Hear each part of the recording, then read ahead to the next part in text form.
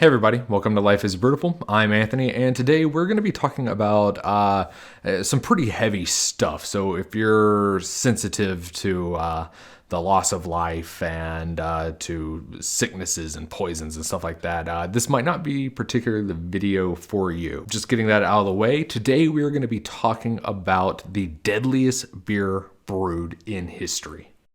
In the early days of 2015, there was unfortunately the loss of an infant child recently born in the village of Chitima, Mozambique. The loss was rather devastating for the entire community. Numbers vary kind of wildly, but it seems that at least several hundred people attended this funeral. The funeral was in traditional Mozambique fashion, so there was music, there was dancing, there was ritual head shaving, and there was also a portion of feasting and drinking of beer that they used to help bring the community together in these hard times. And the beer that they actually drank was a traditional Mozambique beer style known as pomba.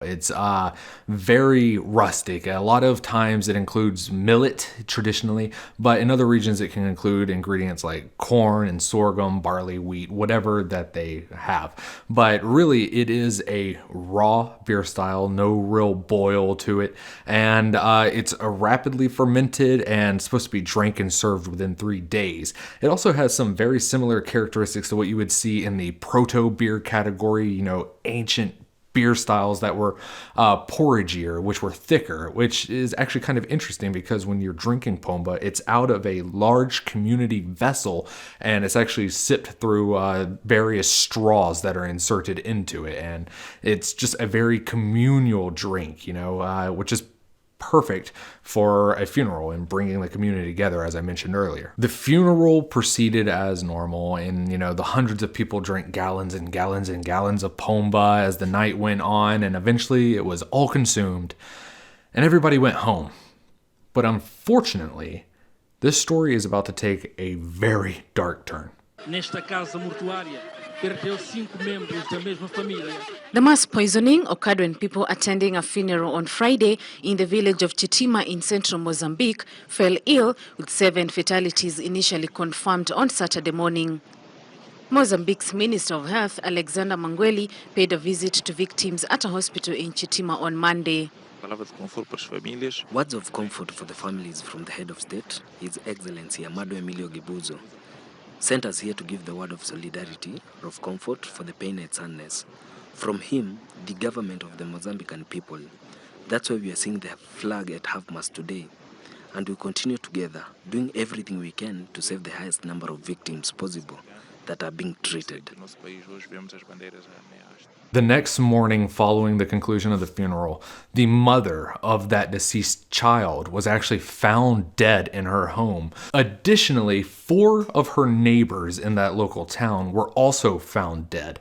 And there was no signs of blunt trauma. There was no signs of any type of foul play. They were just found dead. Reports started spreading throughout the local area, from all the travelers that people were being found dead in the morning. And worse so, there were many survivors who were being rushed to the hospital and they were in intense suffering. We're talking vomiting, diarrhea, and full body cramps. I mean, it was awful. It looked like the scene of some horrible outbreak. Some news articles even claim that there were hundreds of people being rushed to the hospitals and that they were just being completely overwhelmed. There was no way that these smaller rustic hospitals were able to accommodate so many mass casualty events like this. I mean, it was horrible. The condition state is very far away from Maputo. It's something like 2,500 kilometers away, and Songwe and Chitima district are remote rural setups, which means electricity there is not enough. So it means most of the funerals have been done for those who died because they could not keep the bodies because there's no electricity, and it is very hot. It is the hottest district in Mozambique, so they cannot keep the bodies for long. Some of them were buried yesterday in the afternoon, so some of them are still being buried as we speak now. Taita is a very hot district, and while the hospital is too small and they cannot cope with the number of influx. It is the first major emergency situation in that region so far.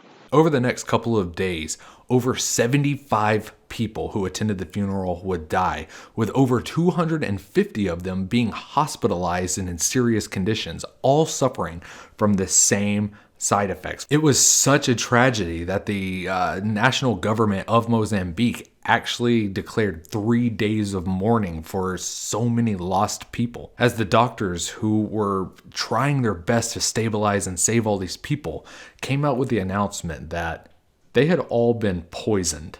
And even more suspicious is it wasn't all of the attendee goers. It wasn't all of the funeral mourners.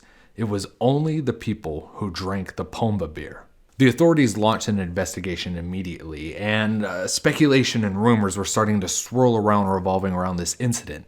The most common and predominant theory was actually that the grieving mother had actually purposely contaminated the Pomba beer with crocodile bile, which is believed to be highly poisonous. In the 1996 book African Ethnobotany, Poisons and Drugs, researchers write, it is widely believed that bile from the gallbladder of a crocodile is very poisonous. Thus, in several African countries, it is added to beer or porridge of an unsuspecting person. The victim is supposed to die within 24 hours, which may be the case here. Citing local health officials, RT reports people who drank the beer in the morning were fine, but those who drank it in the afternoon quickly became sick, which means likely someone may have put the poison in the drink sometime in between then. The conspiracy theory believed that this mother was in such a place of grieving and such a place of sorrow that she wanted to take a lot of people out in some type of suicide mass murder event. Forbes magazine actually came out with a theory of their own. Forbes actually found that it would have been nearly impossible for that to be the actual culprit of this mass casualty funeral beer event, because apparently it's a long-standing myth in the region that crocodile bile is actually poisonous. Now, Forbes did not say that the Pomba beer was not poisoned.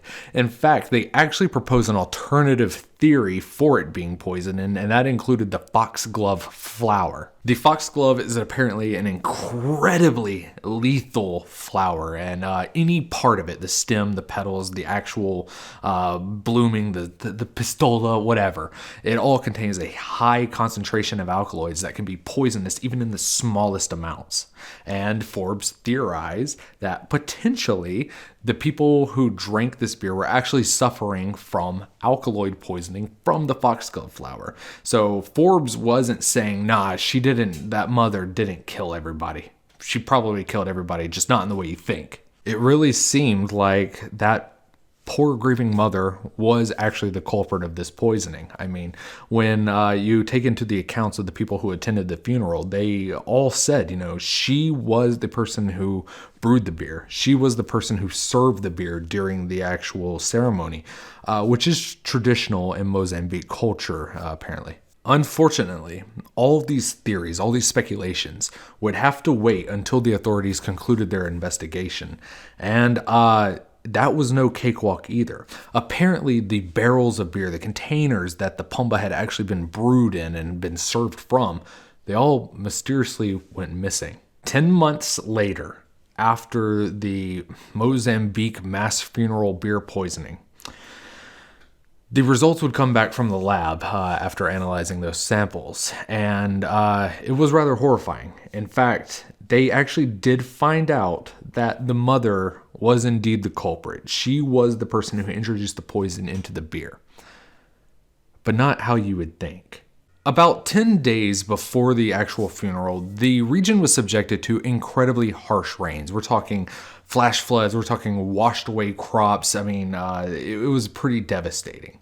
And the crops for many of the rural farmers, they were actually completely lost, destroyed, washed away completely. But what did remain was so soggy, so waterlogged that it was actually seen as unfit for food production. It would have been illegal for them to actually serve it as any type of food item. Not wanting to take a loss on this washed out harvest, the farmers, they figured, okay, we can't serve it or sell it as a food product. But what we can do is serve it and sell it as a beer ingredient. So they took it to the markets and they actually sold it as, like a lesser material specifically for beer. And the mother of this child lost this mass casualty event. She actually purchased a giant bulk of this grain, this corn and this millet, and she used that to brew the pomba. The problem was when you take heavily waterlogged crops and then you just don't really dry them out aggressively, you just kind of let them naturally dry, or not even really, they're very subjected to mold, to fungus, to type of microbacterial growth that could cause side effects later on. In particular, the corn that was used to brew this pomba contained a bacterium known as Burkholderia gladoli, which is capable of producing boncrecic acid and toxoflavins when introduced to water. And if you're brewing a beer that doesn't have a boil, if you're brewing a beer that doesn't have a strong, aggressive fermentation, and even if so, that still might not save you, basically what you're producing is a giant vat of sweetly flavored poison. The fungus, the toxins, the poison, the acid, it likely showed no outward symptoms that somebody could detect. There was no smell, there was no taste, there was just nothing that could indicate the true danger behind it. It was unfortunately the scrupulous dealings of these farmers, the unknowing, the impossible to detect nature of this poison and the people who purchased it and brewed it. It was just a perfect storm, and it resulted in a mass casualty event. As sad as this story is, it does open up a lens for people. Beer can be dangerous. It's this commonly held belief, this myth, that because of beer's alcohol content and because of its fermentation, that it's a perfectly safe beverage. While that is mostly true, there are instances, there are situations where that isn't true. And brewers need to be made aware of situations like this. They need to know quality ingredients that are treated and handled in the appropriate ways, and they need to look for things that could lead to issues like that. I mean, still to this day, there is, even in the Western, refined brewing world, there are chances of like ergotized barley or rye sneaking in, and there's a lot of people who try to go through and quality control and make sure that doesn't happen, but it's still possible. You can still die from poorly handled beer ingredients. People need to know that. Thank you for watching, everybody. I really hope you enjoyed this video. I hope you learned something. I know it was such a dark topic, and I just hope you learned something from it that you can take away and utilize in your future brewing sessions. So like, comment, subscribe. Remember, there's a story in every bottle, and that life is beautiful.